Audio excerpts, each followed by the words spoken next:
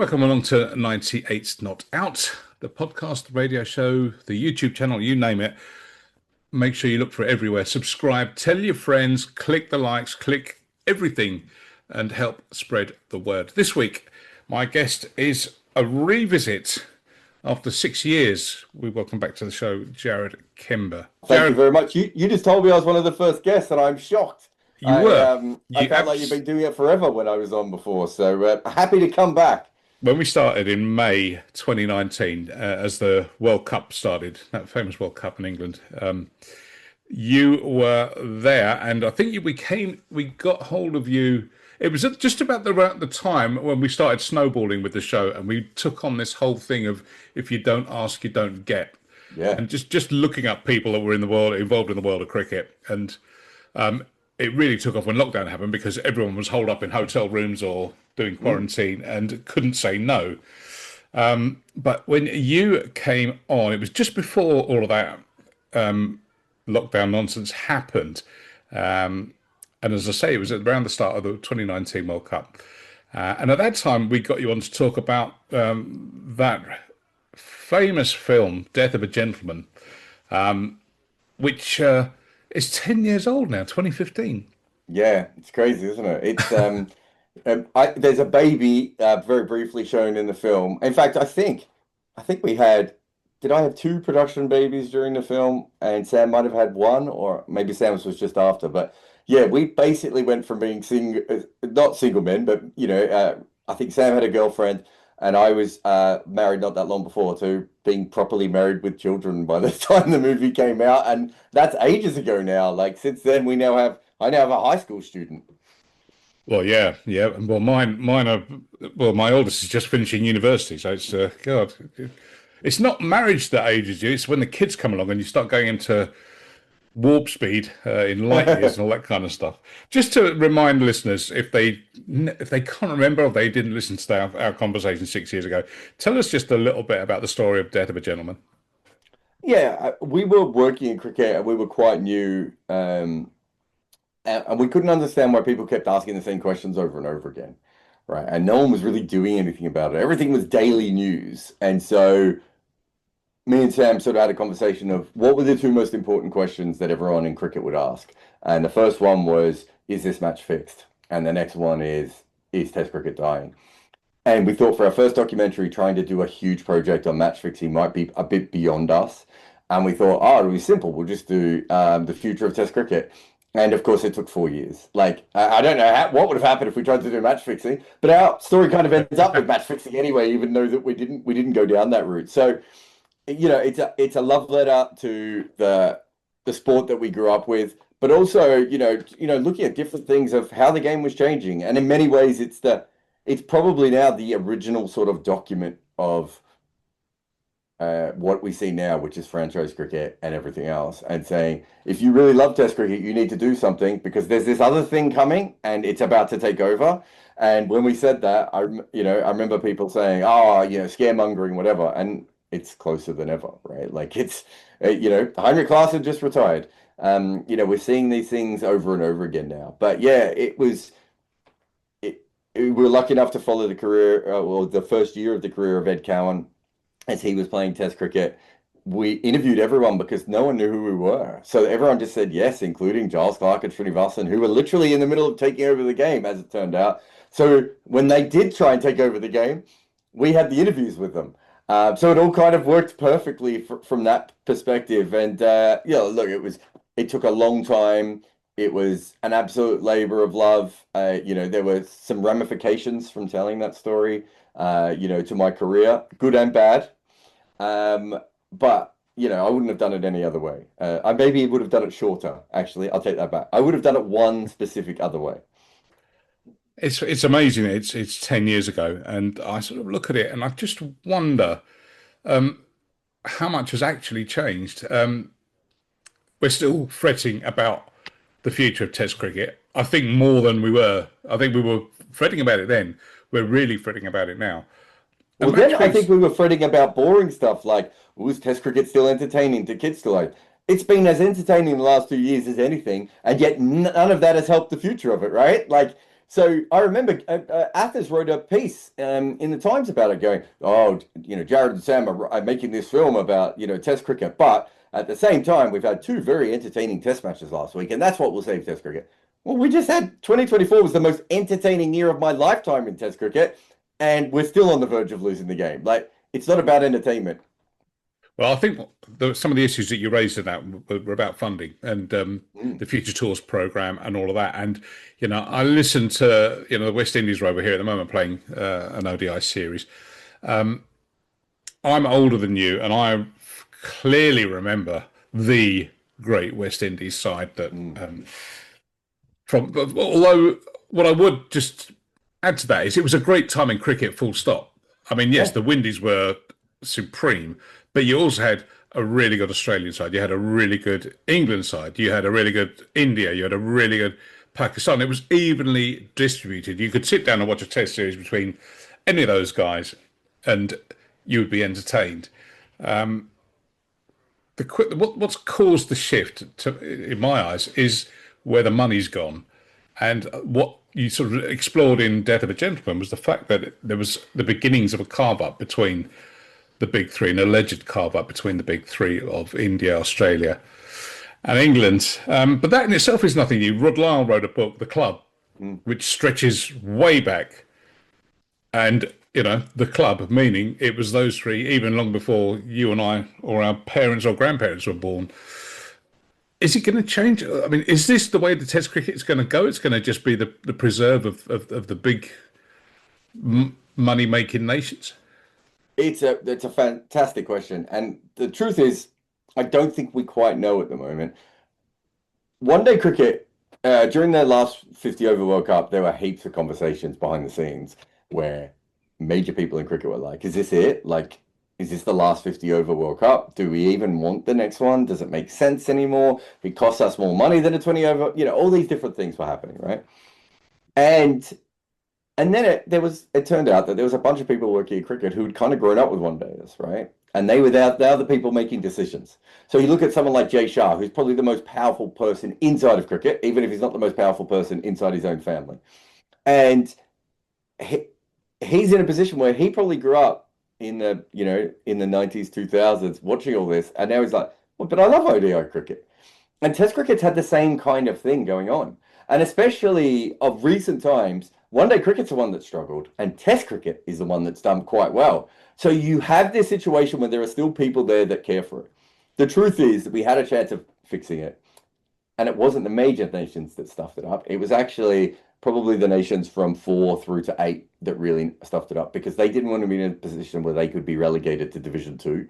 So they were like, no, we're not going to have two divisions. We're just going to have one division of the World Test Championship. Whereas what cricket really needed was probably 7 teams in Division One, 7 teams in Division Two, 7 teams in Division Three, and then to open up Test cricket to anyone who was willing to buy whites for their nation. They could have had their own international team. They would play regional test matches and then try and qualify and go up the ranks that way. That way that if a team got really bad, like the West Indies, and it's sad to say, you don't deserve to be in the top division of Test cricket because you were good at it, in 1995. You deserve to be good at it because you continually are good at it, right? That's how sport should work. The best team should be, in that era. The New York Knicks don't get to be in the playoffs every year in the NBA just because they're a really important team to basketball. And so that's what should have happened. They should have sold all the rights. They should have paid the players out of the rights package.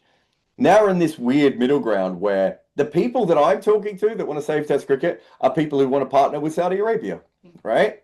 The people I'm talking to who want to save Test cricket are IPL owners who actually don't like T20 cricket in some cases.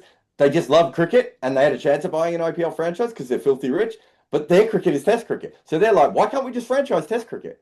These are the sorts of things that are more likely to save Test cricket at the moment than the people who are allegedly running it. Although I would argue no one actually runs Test cricket, but that's a 20-hour conversation if we get into that. But the point being is that it actually works as a product in modern life more than some other forms of sport because streaming platforms are one of the most important things in the world at the moment, right? Mm. And what streaming platforms want is lots of hours of content and repeat customers coming back, having to come back every day. Well, this works better than a T20 tournament for that. right? You know exactly who your audience are. They're going to be a little bit older, probably have a little bit more money, maybe be a little bit more conservative, however you want to frame Test cricket audiences, and you can get them hooked on it. The product isn't the problem. The problem is that the ICC don't run Test cricket because that is not their job. That is not what they were formed for. The individual boards are all worried about their T20 leagues. And so the only people who seem to care about it are random billionaires and potentially Saudi Arabia. It's not the best situation to be in, mate. Well, I think, looking at how county cricket has had to kind of reinvent itself and think on its feet, that the YouTube Yeah. streams for the county games has been a great success. It's free. People, there's been this big argument of getting cricket on free-to-air TV. Well, on YouTube, it is free. Okay, you need to have a computer and an internet connection, but hey, everyone does now. Yeah. But, that's the way forward. I'm also just slightly curious, and I see this at pretty much every level of the game, from club cricket all the way up to test level, is those that are in charge. Because we've sort of come away from, there's the old brigade of the stuff blazers that are former players and, knee deep in the game, coming up against billionaires that have got more money than sense and are trying to find out ways to monetize the game. And the players are in the middle ground where all of a sudden they're seeing dollar checks waved at them that they've never seen before. And then you're starting to see players just deciding, I'm going to go and play franchise cricket because I can earn a lifetime's money in a couple of years. Is it time that the ICC and the test governing bodies just had a good look at themselves and thought, well, we need to adapt or become extinct? I mean, I think the time was 7 years ago, if we're Yeah, being honest. yeah, I mean, I think the best chance of cricket had really, if it was run like a business, would have been between probably 2008 and 2012. And be like, okay, this franchise thing is happening. There's nothing we can do to stop it. How can we safeguard international cricket within that and allow for both to happen? And if you remember back in those days, that the BCCI would say things like, "We don't want a window for the IPL. It's nothing to do with international cricket." And it's like, well, it is, and it was then, and it is more so now, right?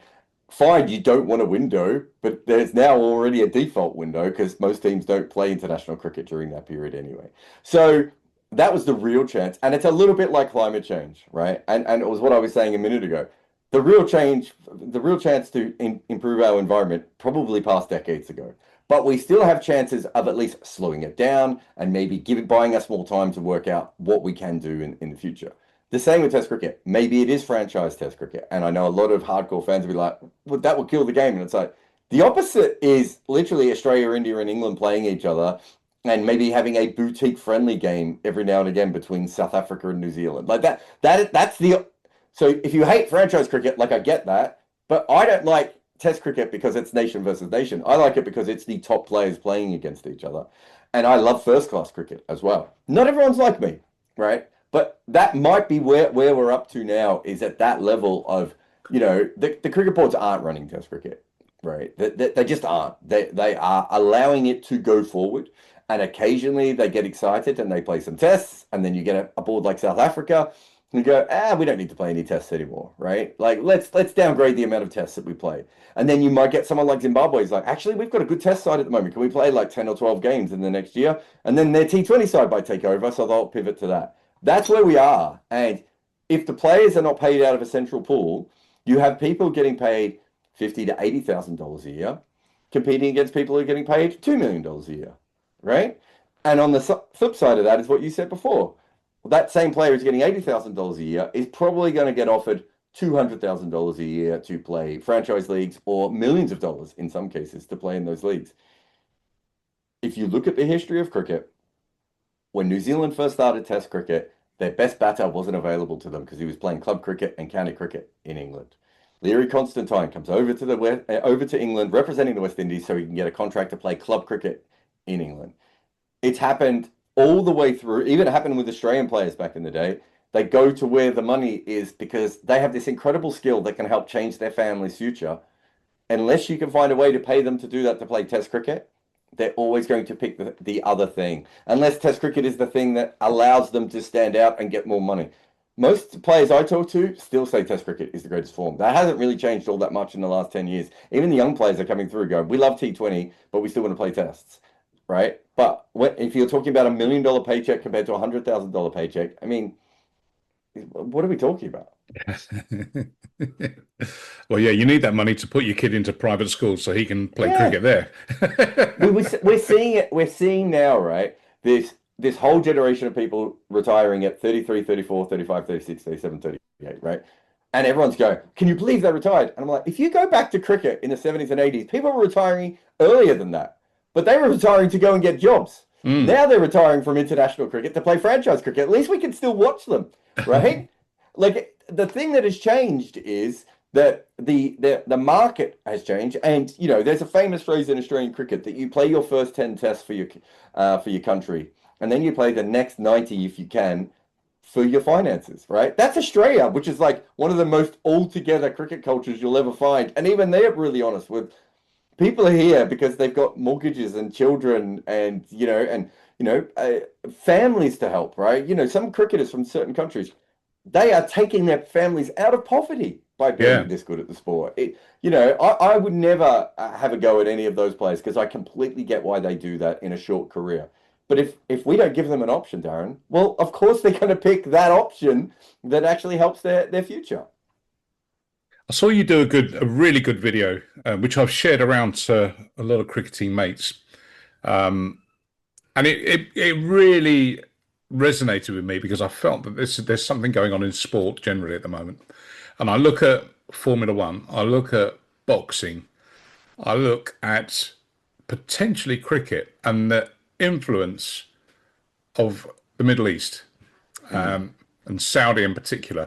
We saw the World Cup go to Qatar in 2022. That famous footballing heritage nation of Qatar gets a World Cup when England hasn't had it since 1966, and there's no prospect on the horizon of it coming here for another 60 years. I don't know if you just heard Mark Pugac has a podcast out, and they do a whole episode about how England might never get another men's football World Cup. He was last week's guest. Oh, there you go. So we're all over it. Well, exactly. That's a really good podcast. How it all played out, if That's it, yeah. no one's aware of that one. But you did a really good piece about Saudi money, and how that could just basically become a complete whirlpool for everything from the IPL, from the Big Bash, and we can't name them, but there are one or two agents that are kind of rubbing their hands with the prospect of this. And Saudi having the wherewithal to build purpose-built stadiums, to have the best surfaces, the best facilities, and all the rest of it. It's kind of happening. I'm seeing this happening in Formula One used to be a primarily European event with a trip down to Melbourne, or maybe a trip into Lagos, a trip to Suzuka, but that was it. The rest of it was in Europe. Now there are 3 or 4 Middle Eastern Grand Prix. There are 5 or 6 in the States. Could cricket become a Middle Eastern sport? It's a really interesting one because Saudi Arabia has a huge diaspora in the same way that Dubai does, right? And we know how integral Dubai is to modern cricket already. Yeah. So if you have Saudi Arabia and you have Dubai, and Oman is another one, and Oman's probably the only one doing it. I don't want to say the proper way because that's a bit unfair on people who work really hard within UAE cricket. But Oman is doing it from a perspective of a couple of people from Oman really liked cricket. They realized that there are a bunch of Indian, Sri Lankan, and Pakistanis who really like cricket there, and they put a bunch of money into it to try and make the Oman cricket team better. And they've had some success. They're a decent little associate side, coming through. They're probably just off that tier that is, next off the rank for Test cricket, but they're not far away. They play some good cricket. And then you've got Saudi Arabia, who's like, can we buy the IPL? Which is a very different way of doing it, Darren, I think it's fair to say, right? Like, I'm just like literally starting off with, if we buy the IPL, and obviously the BCCI were like, wait a minute, no, you can't buy the IPL. Then they're like, can we sponsor the IPL? Yes, of course. Can we host the auction? Of course. And then you start to peel away the layers, which is what you're talking about in my video, where I was like, there's some interesting things going on here when you look at the people who are trying to take over cricket is largely the Ambani family, and they're buying all these different things in cricket. I think their CEO or their former CEO is likely to become one of the CEO of the ICC, and there are many other places that you can see similar sort of things going on. They own little shares in, well, own little shares or big shares in, places like FanCode, which is really important in India, Dream 11, which if you've ever watched a cricket game in the last 3 years, you'll have seen that on someone's shirt. Cricinfo, they've got the Geo partnership, all these different things. And then you find out that they've got a relationship with Saudi Arabia, and you start to put it together and you're like, okay, we know that Saudi Arabia was interested in cricket at the same time they were interested in golf, right? And that's a fascinating one because Greg Norman was basically one of the people going, we could do this with cricket. And we all sort of went, okay. And then we found out, like, no, they're actually thinking of doing this. But instead of doing what they did with golf, which is splitting it up, they're much smarter now than they were when they did it with golf, right? Now they're like, why don't we just become part of it? And we just talked about how badly cricket is run and how fractured it all is. If you could replace all the other leagues in the world with a Saudi Arabia Premier League, so that the Big Bash still had everything you wanted with Australian players and everything involved, but the best team from that competition, which was sponsored by some sort of Saudi Arabia company, would then come over to play in a mega tournament or whatever that may be. Champions League or something, yeah. Yeah, something like that, which we tried once in cricket, but it didn't quite work. We could do something like that, and then we could have a major tournament in Saudi Arabia. They're talking about having potentially a big T10 tournament in Saudi Arabia or a secondary IPL tournament in Saudi Arabia. And I've heard, things about what's the other one I would say? That test leagues and franchise test leagues and all that sort of stuff. All these things are very much possible, right? Going ahead. And so there's no doubt that there is something going on. There are people within Australian cricket and Indian cricket, South African cricket, that I've definitely heard have these conversations already, right? Now, some of those conversations were perhaps short, right?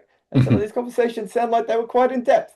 What I understand of the situation is that the Saudi Arabian government went on, I don't know, a fact-finding mission is probably the wrong way of putting it. What's the best way of putting it? An interest gauging. How interested is this board? How interested are these owners? And they went around the world and they found that people were really keen. Cricketers are massively underpaid compared to other sports for the amount of money that their sport makes. So the cricketers were on side. They were like, wait a minute, you can pay us more? Yes, we're in. Sign us up, right? Cricket boards were like, well, wait a minute, you could fund this league and suddenly we would get some of the best players in the world playing. We're interested in that, right? And so how far it goes, mate, I don't know. Because I also don't know how much money Saudi Arabia will continue to pump into sport. Like at a certain point, do they pivot to movies or, obviously, there are different things on their mind, tourism and everything. I don't know where they go, but it does feel at the moment like there is a definite move towards Saudi Arabia and obviously Dubai, like their part in cricket. And as I said, Oman would also be involved. I've got no problems with those countries playing cricket. I have more of a problem with them buying cricket and being involved. And I have more of a problem with why, right? Like that it is sports washing, right? And it's a weird one, it's a weird one to talk about because all sport is sport washing at a certain point, I would argue, and I have argued before. But they are not buying it because they love cricket, right? Saudi Arabia hasn't suddenly fallen in love with cricket. They have fallen in with in love with the fact that this is probably the second biggest sport in the world, and it's a lot cheaper to buy than football. And never underestimate the ambition of these people with huge, almost infinite amounts of money. I was watching an interview with Mrs. Ambani on Bloomberg TV. It's available on their download, and I'm guessing on their YouTube channel, which was incredible because she's talking about Mumbai Indians and she's talking about women's cricket, girls' cricket. And then she just very, very casually slips in about her desire to see the Olympics come to India. Yeah. And she's got this, what starts off as just a kind of, oh, wouldn't it be nice? She then expands on how it could happen and how you would do it. And there's 1.8 billion people that would be falling out. And you can imagine, you start thinking to yourself, God, if you did hold it there, the crowds would come. They've got a sort of an infrastructure, but then they've got the money to kind of beef it all up. There's a lot of stadiums that could be converted into. And you're sort of thinking that these people really are going for it. They're looking at, sports washing. As you said, they're just looking at opportunities and weak underbellies, Achilles' heels. And, the Olympics, I think, is another example of something waiting to be there for the taking. It's, and I'm not having a go at the Ambani family. They have got their billions of dollars and they are very smart. And the Mumbai Indians franchise is probably one of the best run things in cricket, right? Uh, but they are looking at the entire board. And when I did the video about their relationship with Saudi Arabia and the future and everything, a lot of people reached out to be like, yeah, Jarrod. I mean, I was talking to people in cricket who are like, Jarrod, you're talking about the Olympics and Cricket World Cups and the future of the IPL. Are you sure that this isn't also about Donald Trump and Narendra Modi's relationship as well? And I'm like, Yeah. oh my God, like it just keeps going. Every time I peeled off a layer, it kept going well beyond where I was thinking it was going. Look, I think the Ambani family are very keen on getting the Olympics, but the other group is very keen on getting the Olympics is the Saudi Arabians, right? Yeah. And they're all in partnership together, these two different groups. And so you talked about before about the big three carve up of cricket. This is well beyond that, right? They're now looking at their legacy and their future and everything else. And as I said, good luck to them. Like, I don't have a problem with that, but we have to be aware of also what is happening to sport at this point. And I can understand why people would be feeling the way that they are. Things are changing and people don't like change. I understand all of that. But the truth is that there are very powerful people who have multiple reasons for wanting to get involved with cricket now, and not all of them are because they like the sport. Let's stop peeling the onion there. Let's stop because we could go on. I want to talk about your new book, The Art of Batting, which is out now. There it is, available at all good, wherever you get your books from. I'm keen to know. I mean, you had a deep dive into this, and it's interesting. But is it comparing apples and pears in certain cases? Jeffrey Boycott, a fantastic batter, but how do you compare him to, say, Ben Stokes or Joe Root? Or how do you do it? Yeah, it was one of the reasons I wanted to do it because what generally happens is someone writes a list and all they do is really look at the batters from the period that they like the best, and they're the best, and everyone else isn't as good, right? And there was a couple of good lists online, but I could tell the sort of people who made these lists, and I could tell what era they were from with within the first 15 picks, right? And I was like, well, that's not the right way of doing it. The right way of doing it is to compare players to the era they were in, right? And then look at the role that they had and the pitches that they played on and the impact they had away from home compared to at home, how they were against the best attacks, what the median score was when they went in. Did they have a hard batting position at opening, or did they have an easy one batting at number six? Right, all these different things. I looked at as much video as I could of WG Grace and Jack Hobbs and anyone I could find, even still photos of, to try and work out. Okay, I understand how this player plays now. I understand why everyone looked at it. We factored in strike rates and we did advanced stats, everything we had, and then we talked to the cricketers and I read up on the older cricketers from other cricketers to try and put them all into perspective. So obviously Ben Stokes is a very different player than say Don Bradman. But there's one thing that is very comparable between the two of them. One is that Ben Stokes averages around par of what you'd expect a top order batter in this day and age to be able to average, and Don Bradman was double par, right? He was 100% better than what you would expect a batter, and he was about 40% better than the next best batter of his era. So now we do have some comparisons, and we can look at a player. There's a lot of players who batted from 2000 to 2015 who have huge batting averages. But if you look at their batting averages in their game, I think Simon Kadich is my favorite example of this. Pretty sure Simon Kadich, the average in his game of top six batters was like 40 or 41.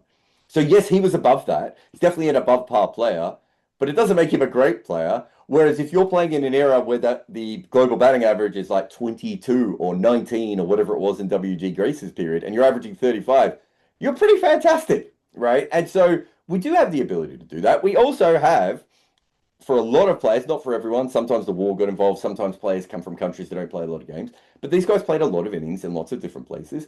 They also have first-class records. So you can see which players maybe did well in test matches, but on retrospect, maybe weren't quite as good as we remember. And, you're looking at 15, 16 different things. And some of it is how much they changed the game. Jarrod Kimber and Victor Trumper and Ranji are three players who get a boost because they didn't just change their batting, they changed everyone's batting, right? And WG Grace, you would put him in there as well, right? And so you are factoring all those things in all the way. There's no completely objective way of doing this. There's always going to be a subjective part of it, and you're going to weight certain things higher than other things. But when it comes down to it, how much better you were than the other players of your era is a very good place to start. And then it's line by line going through their records of like, oh, okay, they're an opening batter, but actually they never made any runs in England, South Africa, or New Zealand. So they probably weren't very good when the ball moved laterally, right? So now we have more of an understanding of that player. And we're lucky enough, through partnerships and everything else to get some records of different players. So we know that Sunil Gavaskar averaged more than 100 against spin. Right. Well, that's a good place to start. He's probably underrated because spin is bowled like 50% of the time in Test cricket. There's a lot of spin being bowled. So he was obviously pretty good. And that's what you're doing, breaking it down piece by piece. Is it just Test cricket? Because I was going to ask, in the modern era, there are all the different formats which probably before 50 or 60 years ago weren't part of the game. No, this book, the actual list itself, which is probably the least interesting part of the book, if we're being honest, but the list itself is just Test cricket. It's the 50 greatest male batters, and then the women's list is the 10 greatest batters because a lot of them haven't played Test cricket, and that's not their fault. They have terrible cricket boards and all sorts of things. So the women's is all format, and it is all three formats because it was the only way to do it fairly. And the men's is just the Test game that we are looking at. There are stories from outside of Test cricket, though. There's some stories about ODIs and T20s and first-class cricket and other things within that to illustrate various points. And it's really a narrative about how to be great at batting.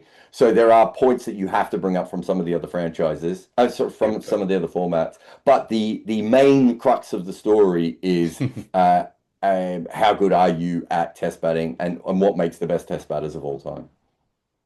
Fantastic. Reminder, it's The Art of Batting, available everywhere. And I can't wait to get my copy.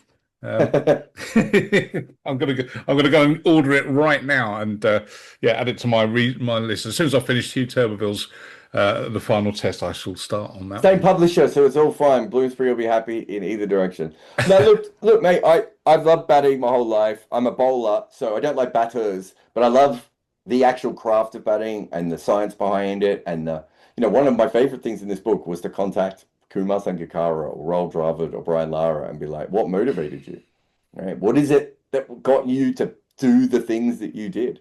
And so that's kind of the sort of thing that I was doing all the way through. So I've written a book that if you like batting, if you didn't know how to bat, if you did know how to bat, if you have friends or whatever, they're probably going to get something out of this story. So hopefully after you finish Hugh's book, hopefully you'll get this one and you'll like it just as much. I will. And I'm waiting for the Art of Bowling to come in a couple of years' time as well. I'll say this, Darren. If I could sell enough copies of this, I will make that book.